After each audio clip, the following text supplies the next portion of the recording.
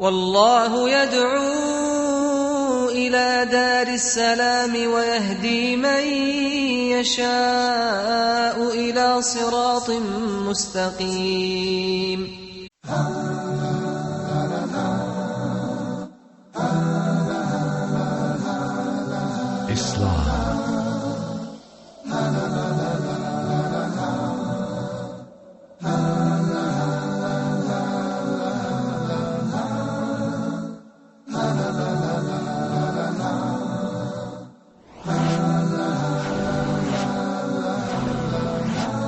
Islam 101.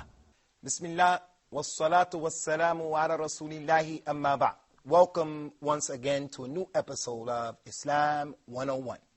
And we're dealing with what I would describe as the mas'alatu sa'ah, the issue of the hour for the Muslim nation in particular, as it relates to being satisfied with what Rasulullah has brought, sallallahu alaihi wasallam, and doing away with and discarding all the superfluous and all of the extracurricular activities that the Muslims preoccupy themselves with. In the last episode, we dealt with the Sunnah. What is the Sunnah? And the importance of the Sunnah, and how we explained it has different concepts and different understandings, all of which are extremely important. And one of the opposites of the Sunnah is the innovation, and how it is haram. It's not permissible. It's a major sin to fall into the innovation in the religion of Islam.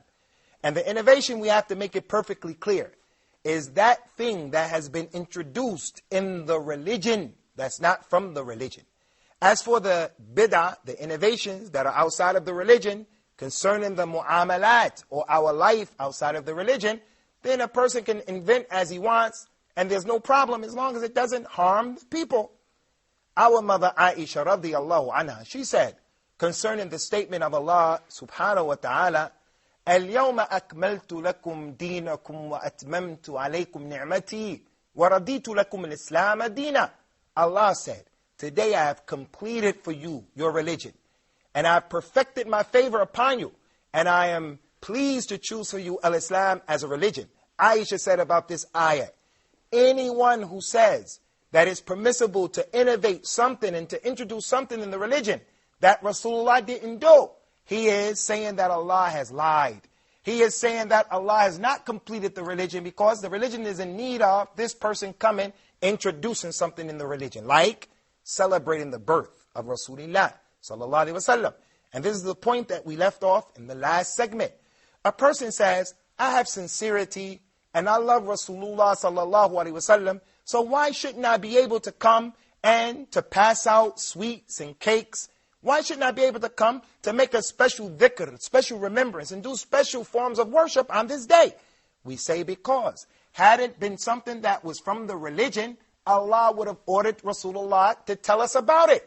Since Rasulullah did not do it, it's not permissible for us to introduce this issue in the deen. Rasulullah told us sallallahu alaihi wasallam, من أحدث في أمرنا هذا ما ليس منه فهو رد. Whoever introduces something in this religion of ours, this affair, it will be rejected. It will be rejected because the religion is not in need of any additions or any innovations. Allah said about himself and the religion, وَمَا كَانَ رَبُّكَ نَسِيًّا. Your Lord was not forgetful. When Allah Ta'ala legislated the religion, and he sent Muhammad with the message, sallallahu alaihi wasallam, Allah didn't forget that celebrating the Prophet's birthday is something good, but he forgot to tell Muhammad about it, so Muhammad didn't tell us, and now someone else has to come, and he has to introduce it?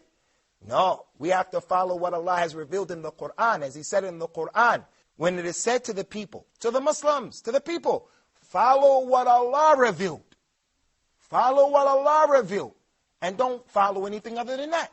The people say, no, we want to follow what our fathers were doing. We want to follow what we found our fathers doing. Allah said, even though your fathers were not guided, nor did they reflect, if your fathers were guided, they would have found enough in the Sunnah.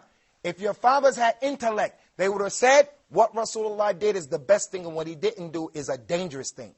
So, this is the measurement, the Richter scale. This is the thing that we measure our true love to Allah subhanahu wa ta'ala and to Rasulullah. Are you a person who really understands the statement of Allah in the Quran when He said, Tabarak wa ta'ala, لَقَدْ كَانَ لَكُمْ فِي رَسُولِ اللَّهِ أُسْوَةٌ حَسَنَةٌ. Verily you have in Rasulullah a perfect example. Rasulullah is the perfect example. And he didn't leave anything out. So how is it possible that we're going to add or subtract from his religion? In addition to that, listen to the statement in which Allah subhanahu wa ta'ala said in the Quran. قُلْ إِن كُنْتُمْ تُحِبُّونَ اللَّهَ فَاتَّبِعُونِي يُحْبِبُكُمُ اللَّهُ وَيَغْفِرْ لَكُمْ ذَنُوبَكُمْ. Tell them, Ya Muhammad, if you people truly love Allah, then follow me. And Allah will love you. And Allah will forgive you your sins. So, loving Rasulullah sallallahu alaihi wasallam is not mere lip service. Loving Rasulullah and loving Allah is in practice in this religion, the way that it was revealed. Yawmul Qiyamah, on the day of judgment, the people will be in a serious state. And that serious state will require that they'll be in need of some water. That water will be able to be obtained from the fountain of Rasulullah sallallahu alaihi wasallam, or his hawd. Every prophet, every Nabi has a fountain. From the closeness of the sun, from the severity of the day, people are going to be afraid and they're going to be hot. Rasulullah sallallahu alaihi wasallam will find that some of his companions will be pushed away from his fountain. The angels will push them away from the fountain, and they're from his ummah. Rasulullah will try to intercede. And he will say, Ashabi, Ashabi, these people are from my ummah, they're my followers. The angels will say to Rasulullah sallallahu alaihi wasallam, Innaka la tadri ma ahdathu min ba'dik. Oh Muhammad, you don't know what these people introduced in your religion after you died. They introduced celebrating your birthday. They introduced the special remembrance after the salat.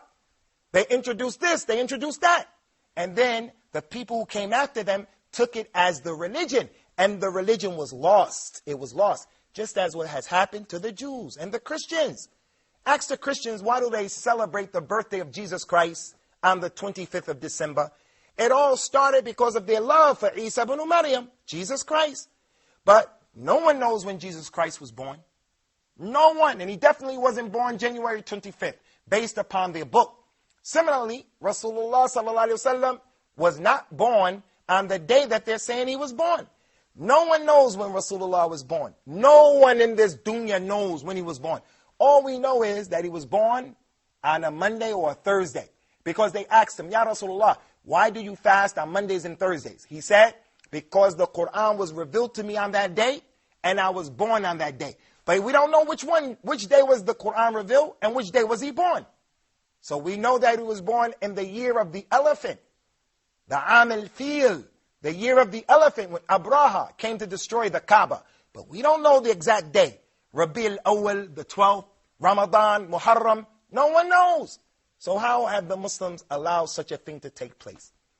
And now it's become a part of their religion, a part of the ibadat, to the point where a revert comes into the religion and he says, Inshallah, I love Rasulullah and I want to do what's correct. Just prove to me, as Allah said in the Quran, Hatu burhanakum in kuntum sadiqeen. Bring your proof if you're telling the truth. Show me the proof of why I should do this.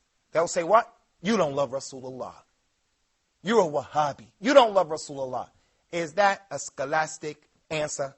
Is that an intelligent answer? No, I'm a revert. Have mercy upon me and just present the evidence. And if you can do so, I'm going to practice it. But hey, they'll never be able to produce the evidence. It's just in the minds of the people. So, brothers and sisters, we have to be careful of following in the tracks and the steps of Ahlul Kitab. Those people who innovated and introduced issues in their religion that have nothing to do with the religion of Al-Islam. Follow what was revealed to you from your Lord. Follow what Allah revealed in the Quran and in the authentic Sunnah to Rasulullah sallallahu alaihi wasallam. And don't follow the awliya. Don't follow these people who are saints in your mind, the people who are saints in your culture, the people who have given you these new things.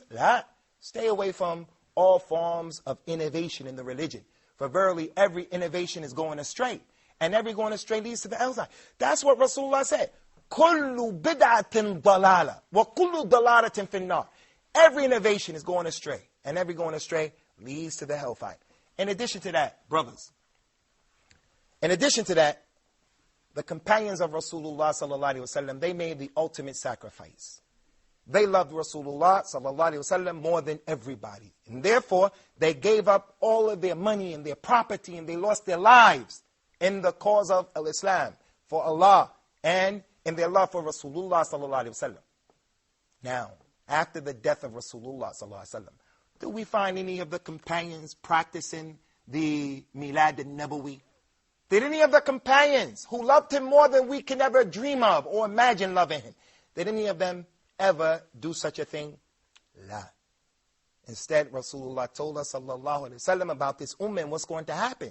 وَسَتَفْتَرِقُ هَذِهِ الْأُمَّةِ عَلَى الثَّلَاثِ وَالسَّبْعِينَ فِرْقَةً كُلُّهَا فِي النَّارِ إِلَّا وَاحِدَةً قِيلَ وَمَا الْوَاحِدَةُ يَا رَسُولَ اللَّهِ قال الذي على ما أنا عليه اليوم وأصحابي. My ummah is going to split up into 73 different groups. They're all going to claim that the right thing is with them, the truth is with them. All of those groups will be rejected. All of them in the hellfire except one. They asked, Ya Rasulullah, which group is going to be correct? He said, the one that is doing what I'm doing today and my companions. Where did the companions participate in such an innovation? So that is a clear proof that this particular innovation and all innovation should be rejected, because if it was good and if it was from the religion, the companions would have preceded us. They would have beat us. They would have been quick to be the first from amongst this ummah to do such a thing. And that's why Abdullah ibn Mas'ud, Abu Abdurrahman, Abdullah ibn Mas'ud, from the scholars of the companions, he told the Muslims and given them advice. Take what the companions took, the Amr al-Atiq, the ancient affair. Take the religion of the companions. What was the deen during their time is the deen during your time. And what was not the religion during their time should not be the religion during our particular time. So we look now in the Muslim world today and other than the Muslim world, and we look at the callers who are calling to Islam. When did the companions ever go around killing people, innocent people, saying this is for the establishment of the Khilafah of Islam? This is for the establishment of jihad in the earth. When did the companions ever do something like that? That is an innovation in the religion. When did the companions ever sit around and they were going back and forth, who? When did that ever happen in the religion of Islam? It never happened, ikhwani. And I want to end right now by making it clear to you that we have to do our best. We have to do our best to stick tenaciously to the Sunnah of Rasulullah sallallahu alaihi wasallam and the way of his companions. That is where our life is. That is where our life is. So we're going to bring this part of the episode and this aspect of this critical issue to a close right now. And then when we come back, inshallah, we'll give our respected panel an opportunity to put their points of view and their comments or to put their questions across, inshallah. May Allah give us all the tawfiq or the success to be of the people of Ahl Sunnah. Islam 101.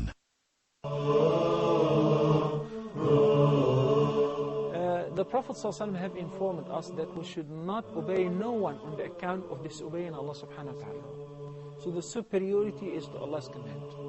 So if the husband tells his wife that I want you to shake hands with my colleagues, with my business partners, no, even if it leads to divorce.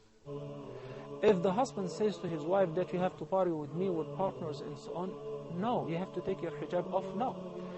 By any means, communicate with Allah subhanahu wa ta'ala. Definitely Allah subhanahu wa ta'ala knows your language and He will be very happy to answer your call.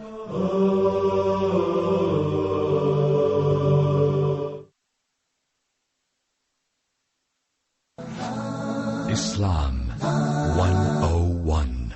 Welcome back. Welcome back. Ahlan wa sahlan wa marhaban bikum. Welcome back, everyone.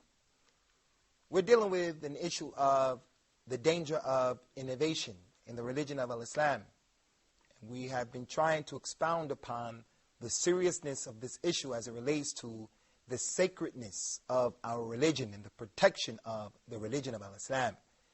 Those people from Ahlul Kitab, from the Christians and the Jews who preceded the Muslims, and they were given the amana or the trust of holding on to their religion, they allowed their religion to become contaminated when they begin to introduce in their religion that which their prophets did not bring. And now we find what their prophets brought is in one boat going one way, and what they're practicing and understanding is in another boat going another way, even though they're claiming they're one and the same. And they are diametrically opposed to each other, going in total opposite directions. This is what has happened to the Muslims. But as it relates to the religion of Islam, because this is the last religion, Allah Ta'ala takaffala. Allah is responsible for protecting this religion, and He will protect it. The Prophet told us, sallallahu alayhi wa sallam, لا تزال طائفة من أمتي على الحق منصورا. There will always be a group of people who will be from my ummah, who will be on the truth, and they will be victorious. So we all have to be from those people. The people of the Sunnah, Ahl Sunnah, the people who hold on tenaciously to the hadith. What did he say in that hadith? He said, عليكم بالسنة والسنة الخلفاء الراشدين المهديين من بعدي عضوا عليها بالنواجذ. Take my sunnah and the sunnah of my companions, the rightly guided leaders after me. Hold on to it with your molars. That's the balagha, the eloquence of Rasulullah sallallahu alaihi wasallam. Don't put the sunnah in your pocket where someone can come and steal it from you. Don't put it in your coat. When you go into the masjid, you take your coat off and someone comes and steals the sunnah from you. You hear the person making a statement and he's making a reason why you should do this and do that because you put your sunnah in the pocket. Someone steals your coat and the sunnah goes away with it. He said, bite on it with your molars. So it's a well-known fact that in our body, in the places of our body, where we can grab something and apply pressure to something, if you were to take a rope and put it under your arm, grab it here, you won't be able to administer that much pressure like the pressure of the teeth. That's what Rasulullah is saying. Hold on to the sunnah with your molars. Don't let any Amr, Bakr, or Zayd come, any Tom, Dick, and Harry come, and he takes from you the sunnah because he has the gift of gab, or the ilm al-kalam, the speech of rhetoric. No. Hold on to the sunnah of Rasulullah sallallahu alaihi wasallam, whether that sunnah is an obligation or whether it is not an obligation, and especially the sunnah of the correct aqidah, the correct ideology, and the correct minhaj. For those people who are teaching the Muslims, those people who are giving dawah ilallah, you're encouraging people to become Muslims, you should not call people to Islam if you don't know the correct sunnah. The sunnah of the aqidah of al-Islam and the sunnah of the methodology of Rasulullah sallallahu alaihi wasallam. Because we have too many groups out here and all of them are saying the truth is with them, the truth is with them. Like the Arab poet said, وَكُلٌّ يَدَّعِي وَاسْلِمْ بِلَيْلَةٍ وَلَيْلَ لَا تُقِرُّهُمْ بِذَاكَ. Everyone is saying, Layla is mine, Layla is mine. Layla is, she loves me, I love Layla. But Layla doesn't love any of them. Similarly, the sunnah, this group, the sunnah is with us, the truth is with us, the truth is with us. But when you compare what the people are doing to what Rasulullah was doing and his companions, you'll find Rasulullah's sunnah is in one boat going one way, and what they're saying is on another boat going another way, diametrically opposed to each other. As-sunnah, as-sunnah, as-sunnah. We say that 3 times for emphasis. Hold on to the sunnah of Rasulullah sallallahu alaihi wasallam. So now, we're going to end this episode about the sunnah and the bid'ah with the participation of some of our panel members here. So if you guys have any questions, you can start. You want to say something? We're here of good innovation and bad innovation. My question is that, is there any good innovation or bad innovation? Concerning the statement of some of the bona fide scholars of al-Islam and some of the a'wam, the regular Muslims who are not ulama, scholars, some people say there's a sunnah hasana and a sunnah that's a sayyi'ah, a good sunnah and a bad sunnah. Rasulullah sallallahu alaihi wasallam, who is the example for us, he said, kullu sunnatin bid'ah, kullu bid'atin dalala, wa kullu dalalatin finnar. Every innovation in the religion is going astray. And every going astray leads to the hellfire. So that's the answer. That is the answer. Every innovation in this religion is going astray. As for Umar radiallahu anhu, who has been recorded that he said about the salat of a-tarawih that's done in Ramadan, when the people were praying behind the 3 imams, Ubay ibn Ka'b, praying behind Tamim al-Dari, and the third one, I forgot who it was, he said this is a good sunnah, a good bid'ah. He didn't mean the bid'ah in the classical sense of the word in the religion. He meant the linguistic meaning Meaning, this is something Rasulullah didn't do, sallallahu alayhi wasallam. And then again, Rasulullah said, take my sunnah and the sunnah of the Khulafa al-Rashideen. And from them is Umar ibn al-Khattab, the one whom Rasulullah said, لو كان النبي بعدي لكان Umar. If there was a prophet to come after me, it would have been Umar radiallahu anhu. So what Umar did came from his fiqh, his understanding of the deen, the religion, and Rasulullah allowed us to take from the sunnah of Umar radiallahu anhu. Any more questions? عندك شيء? Of course, all people or nations, tribes have their own cultures, and maybe some of them are not based on the religion. So what people have to do, they have to throw out the cultures when they accept Islam, or may they, for example, keep steps which are not contradict with Islam. And exactly. Ahsanta. Allah yaftah alayk sardar. As it relates to the culture, Al-Islam allows you to hold on to your culture. The way you dress, the way you eat, how you decorate your homes. Al-Islam allows every group of people to hold on to their culture. As an African American, I come into the religion of Islam, I can still eat the things that African Americans love to eat. Fried chicken, collard greens, cornbread, macaroni salad, macaroni and cheese. All of those things are from my culture, and I eat them, and I don't have to come to the religion speaking broken English. I start speaking like an Arab who speaks broken English. And that's synonymous with Al-Islam? La wallahi, that's not true. I can be who I am. But when the culture goes against the religion, and the religion goes against the culture, you have to discard the culture. You have to discard the culture and hold on to the deen, the religion. In Africa, for an example, some parts of Africa, the women go around and their chests are bare. In their society, that's not a statement of sex. They're just doing that because it's hot and they don't know. For an example, she comes into Al-Islam. Does Al-Islam say, okay, you can continue to do that? No. And every Muslim is going to reject that as well. Okay.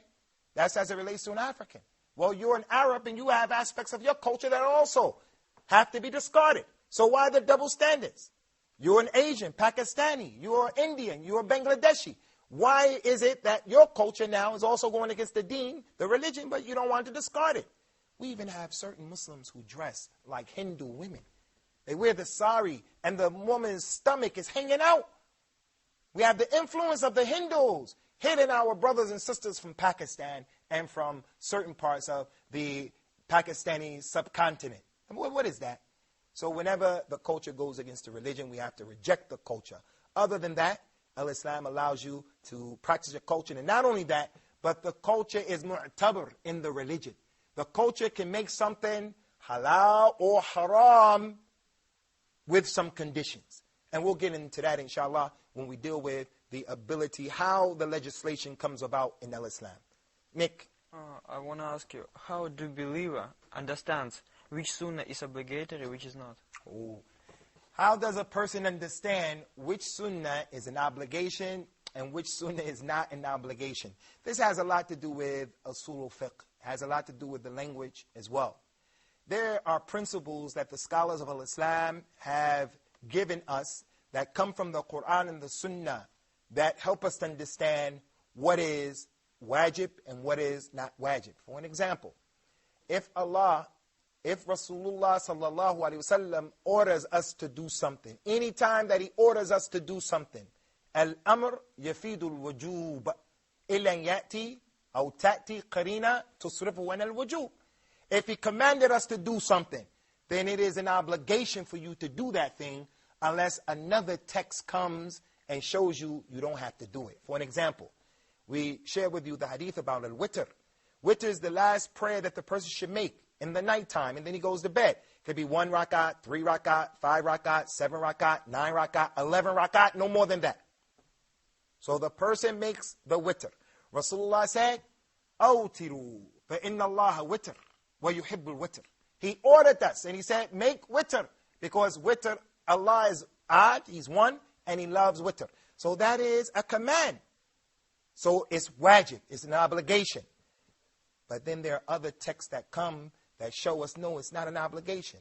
Like the hadith that we dealt with, we taught you brothers, a hadith of Abdullah ibn Abbas, Abdullah ibn Umar, when he spoke to us about Al-Islam is built upon 5 pillars. And we talked about the salah as a pillar. And we made it clear in the hadith of Abdullah ibn Abbas, when Rasulullah ﷺ sent Mu'adh ibn Jabal to Yemen, he told them, إِنَّكَ تَقْدَمْ عَلَى قَوْمٍ مِنْ أَهْلِ الْكِتَابِ. Verily you're coming to a group of people from أهل الكتاب. فَاجْعَلْ أَوَّ مَا تَدْعُوهُمْ إِلَيْهِ أَنْ يُوَحِدُوا اللَّهِ.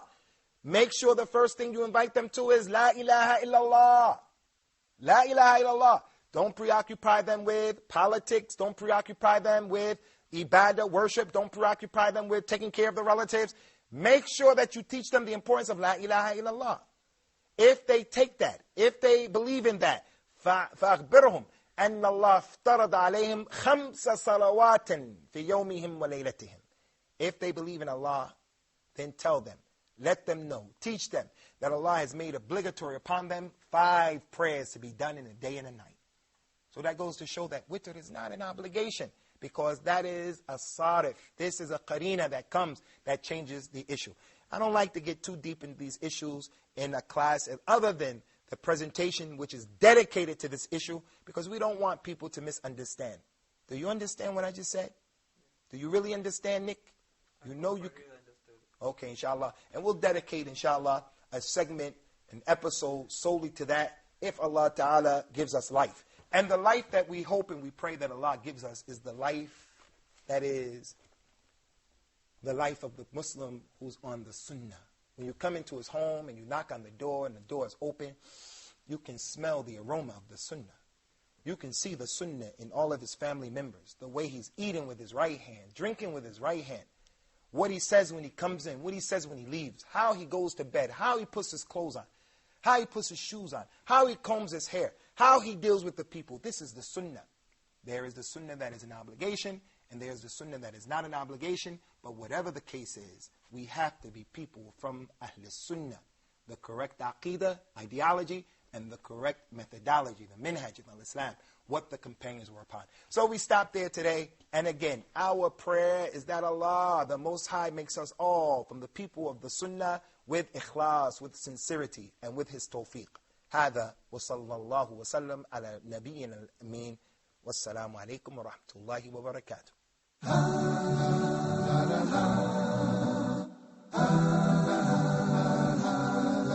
Islam.